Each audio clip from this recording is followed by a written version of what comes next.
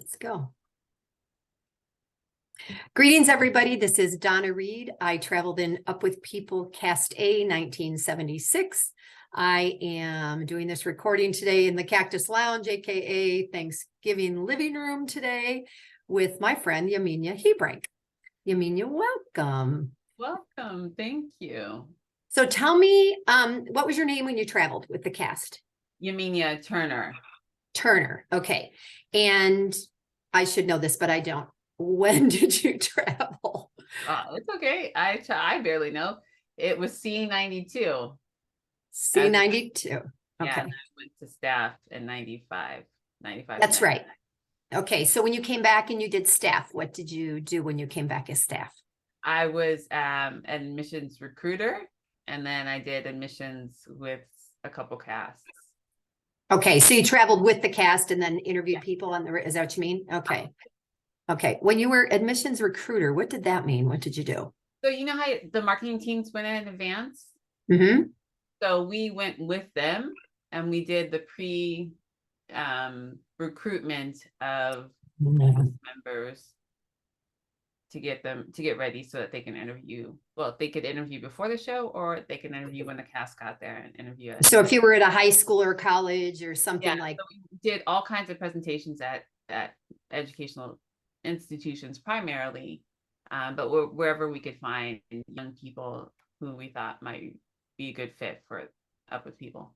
That's interesting. I didn't do enough admissions to know if that's the way it always was, or if that was an evolution, and probably an evolution. That's when we left Tucson, we went to Broomfield, and I'm right before for a couple years because they had them when I traveled, but I think it was an evolution. Yeah. Okay, so tell the Up With People world, because we have like 22,312 listeners, or the possibility of that many listeners, or 100. I don't know. Tell everybody how we met. Yeah. So I met Miss Donna Reed in B&I. She she's a founding member of the B&I Sunrise Success chapter in Tucson. And it was me coming out of COVID, all of us coming out of COVID, I guess, a little bit. But the whole year I spent with my kids, and I was like, I have to talk to another adult somewhere, some way, somehow. So interviewed with a couple groups in Phoenix, chapters in Phoenix and Tucson, and got accepted with Sunrise Success. And Donna and I, everybody had told me, oh, Donna traveled Up With People too, blah, blah, blah. You have to talk to her, blah, blah, blah. So she was the first person that I went and had what we call our one-to-ones, which are our meetings. So we get to know each other and how to better refer each other out. So from the get-go, from that first meeting, Donna and I had good rapport and understanding. We do. Yeah, we have a great relationship. And I think I put, people ask you where you were educated and stuff. I look at Facebook profiles, I look at things, and they put Up With People, and you wonder how many people looking at that even know what that means, right? So it's just interesting. Yeah, I even talked to a friend of mine who's in the she's trying to get into a B&I chapter right now. I'm trying to get her into a chapter. Tell everybody what B&I is. Business Networking International. So it's the largest purposeful networking organization in the world. Yeah. And so we have specific chapters. I don't know, we have a dozen chapters or something in Tucson or Southern Arizona at least.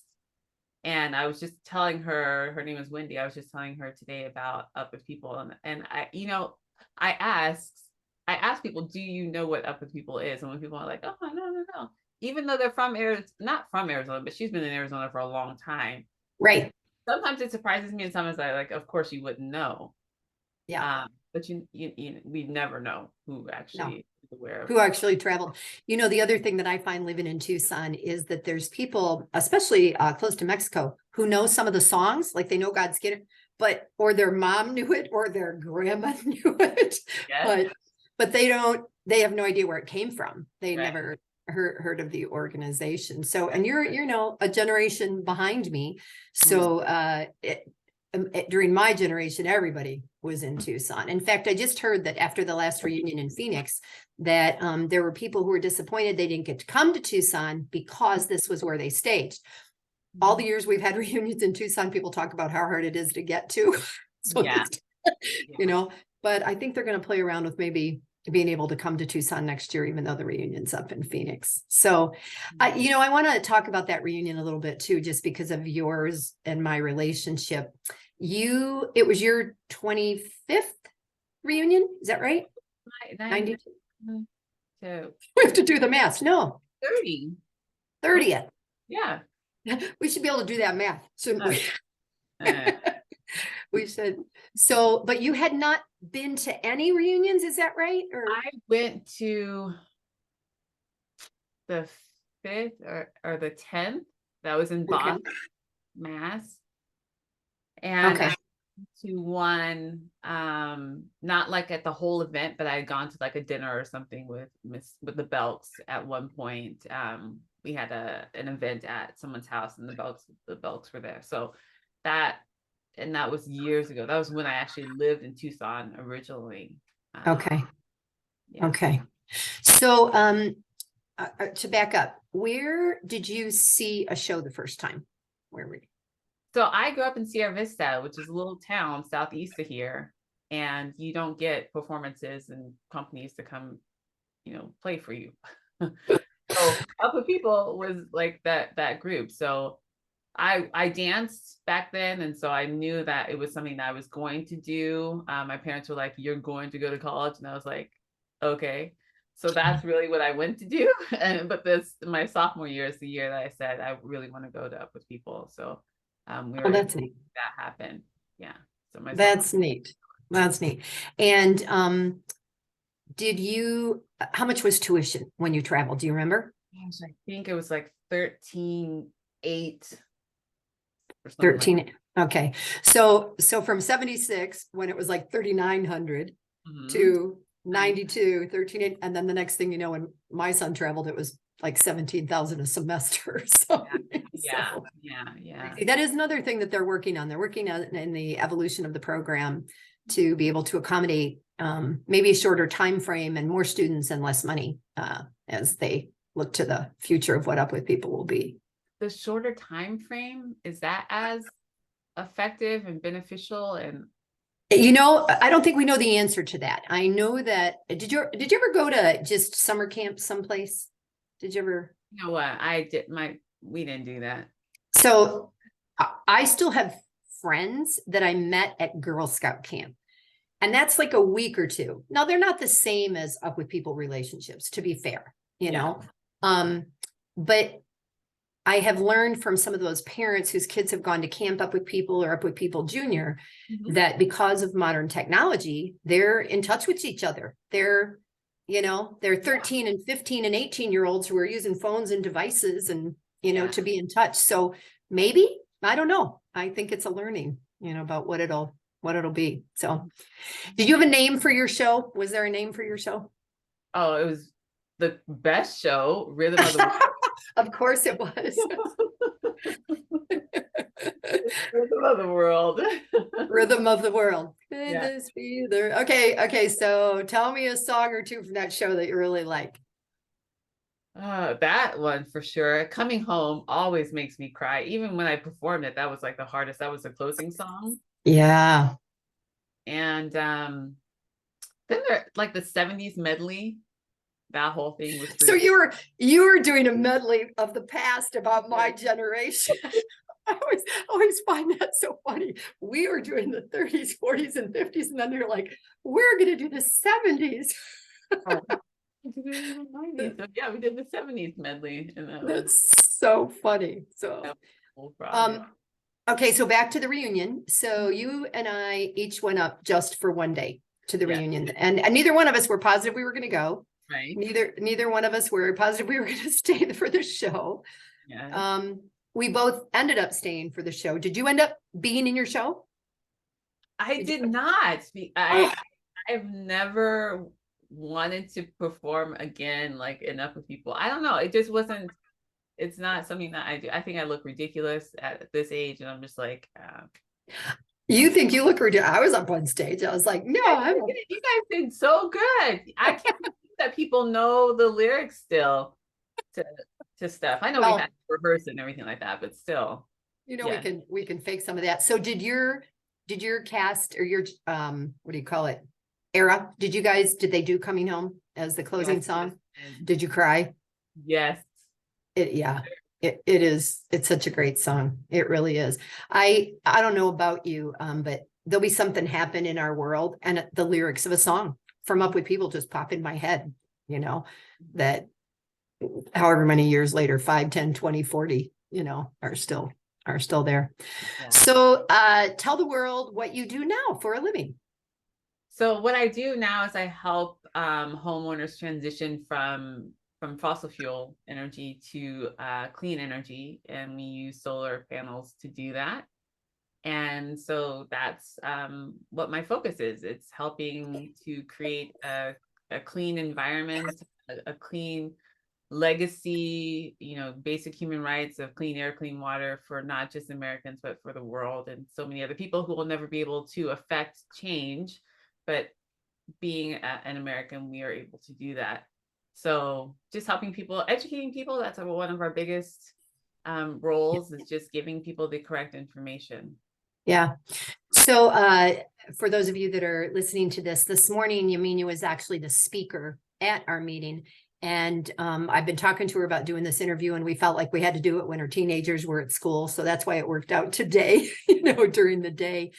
But she also shared a service activity that Power Solar does. And I'm not specifically promoting Power Solar. However, I think that when we travel, we think about the service activities we did. Yeah. And what does that bring forward into our life? So Yaminha, do you feel like you always were kind of driven to give back? Do you feel like Up With People affected that and now is playing a role? Tell me a little bit about that from a service perspective. Yeah, I think that I've always been service driven. I've always worked for organizations, specifically nonprofits, but Power is not a nonprofit, but what we pride ourselves on is being able to give back to the community, and also just being able to be focused. Because we're a public benefit corporation, we have to be focused on doing good for society and doing good for the environment. And so one way that we do good for society is that we have these impact journeys, is what they're called. And so we do one every quarter. We take like the top breaths from that quarter and go down to Ensenada, Mexico. That's where we've been going lately. We're there right now, and we're building a house for a single mom of 3 kids. And the first impact journey that we went to was a young couple with a son with medical needs. And we go down there, and in 2-3 days, we build this little house for them, powered by solar. And I loved that. yeah, just give them a new, I can't say lease on life, but it's a whole new game when you have a building that is safe for you and your family. It just gives you a different way of presenting yourself in the world, I think. Well, you could tell how emotional that was just based on the comments from the group, the chapter today. And, 2 or 3 people said they got teary, and I did too. I just didn't chime in, with that, to see the little boy and the mom who were so tickled to have that. And the number of solar panels, it didn't like there was 50 of them. It's a little space, right? But to know that it's supplying them with hot water and some of the basic needs. Yeah. A refrigerator. Yep. Yeah. So I think that there were so many things going through my mind as I watched that. And one of those is that I was talking with someone about the future of reunions and what it looks like. And they talked about the fact that maybe there is a day where people get together in I want to say in their fields. So you who work in solar might have a day where you can do a roundtable with people who build eco-friendly homes, or people, and all brainstorm about what you do, how you do it. Can what I do in Southern Arizona and Mexico be of help to somebody who lives in New York or in Norway, whatever. And I think that as years go by, that seems like a super great idea, you know, for what we could do. So, okay, back to on the road. Did you ever eat anything on the road that you never want to eat again? Tripe, That was quick. Some people can't think of anything. Portugal. It scarred me for life. Yeah. And yet, so were you in Portugal with Up With People, or were you living there with? Oh, okay. It's not ironic. It's just Yeah. we were able to go back to Lisboa, and my mom came over. Yeah. And we got to go around to her old neighborhoods, basically, and see, you know, where we lived when my twin sister and I were born there. And what's your sister's name? Remind me. Yvette, with a Y. with a Y. All the sisters are a Y name. That's a thing, because there's not a ton of names, and that's why yours gets pronounced so interestingly over and over again. It's not an American name. Well, no, Yvette's not either. Neither is Yvonne. No, not spelled that way, right? And Yeah. and I can only imagine on the road, you know, how many different ways your name must have. To this day, I mean, to Yeah. this Yeah. Mom and Dad. Yeah. Mom and Dad, this is because of you. Too funny. All right. What about, did you eat anything that you loved, like that you learned to like, that you had never had before? I learned to like. Okay, can I go back to the one that I loved first? Yeah. You loved or you hated? I loved. So okay, tell me what you loved. PR in Denmark, and they had the you know, they're like little raspberry cakes, and you can buy some of them, a similar item like at IKEA. Yeah. Little raspberry cakes with fondant on them. Anyway, that's what I loved. Something that I learned to like. I don't know. I mean, do you think you were a picky kid or not, because you had traveled? That's okay. Yeah, I'll eat just about anything. Except tripe. Yeah, except for now I know. Now you know. You don't do that, folks. Whenever I watch one of the guys that I interviewed, he does the Naked and Afraid show, and I always talk. I'm like, I would just die. I think about these shows. I'm not eating that, you know. So, oh my gosh, first of all, I don't want to be naked. Yeah, well, there's that too. Yeah. We'll have to make sure Grant knows that. That's his name. So, what about where you traveled? Is there any place that you loved that you really want to go back to, or a place that you haven't been that you would like to go? You know what? I've got to travel as student and staff to every state except for Alaska. I've never been to Alaska. So that's awesome. Yeah, that would be a really cool adventure, I think. Yeah. We're planning a trip to Iceland. Where? To Iceland. Oh. They're just very environmentally friendly and aware, and have just the greatest mechanisms for, you know, combating climate changing. They almost have to. Like, I mean, because of their island, right? I mean, it's like a piece of who they are. Yeah. Yeah. What about your kids? Have you been able to take your kids anywhere internationally? Have you guys? I have not. Okay. Do your kids ever talk about it? She has teenagers. Or are we just doing soccer, living the life? I say the sad truth of the matter is that right now the goal is Iceland. That's the one trip that we're going to plan. Yeah. You know, you looking for that for next year, or when? It's for next year. Yeah, my daughter's actually planning the trip. I'm letting her plan it. Nice. Yeah. So nice.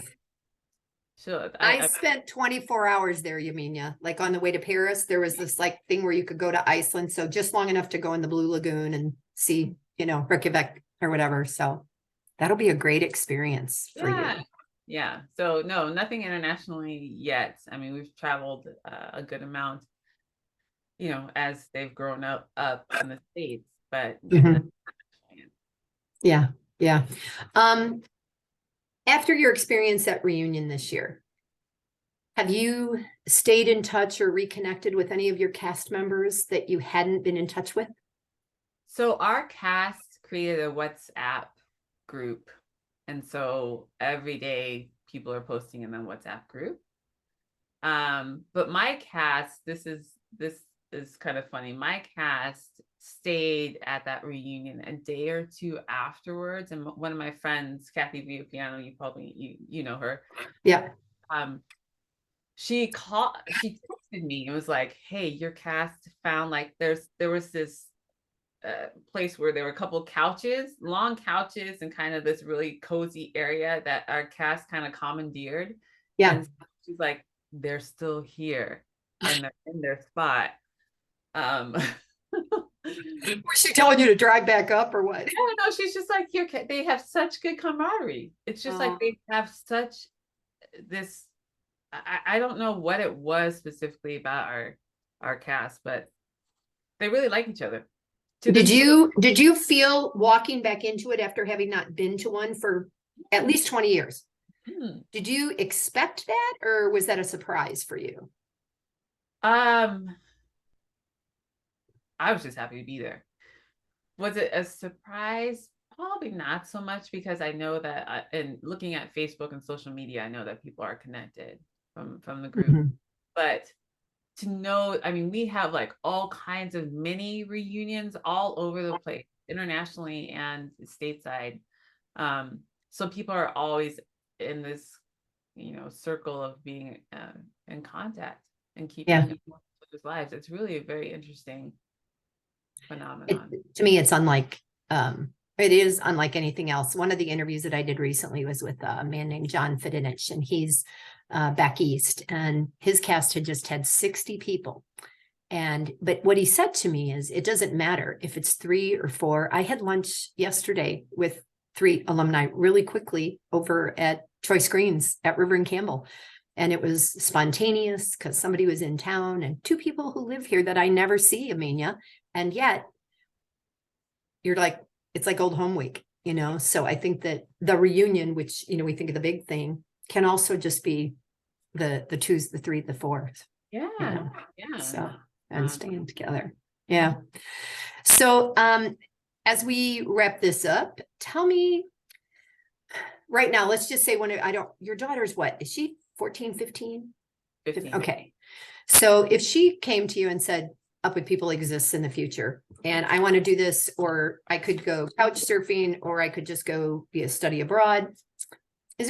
What could you say, or would you tell her about your Up With People experience that might encourage her to do what we did as much as possible in this format? What would you say? It's unlike anything that you'll ever be a part of, because it's this microcosm inside this world, but it's its own little world, and you get to know so much about people and culture that you'll never get the opportunity to do if you don't get outside the US. You know what I'm saying? Like there's no other place that I know of that brings people from such diverse backgrounds together to live and be and grow and do and share. So even regardless of her performing. Right. Yeah. I don't know what that'll be a piece of it, right? We don't know. Yeah. But just the diversity and the international aspect of it, that's a gift. That's a gift to Americans, especially. Yeah. Agreed. It's so easy to be just in our place. Yeah. So awesome. Thank you for doing this. Thank you for, I'm glad it just worked that I was home, that you were home. We could do it today, because I kept thinking about it and haven't gotten it done. And I'll let you know when I post it. Okay. And I'll see you next on week? the 20th at my party, right? Yes, that's your party. My party. Awesome. Thanks. Love you too, girl. Bye.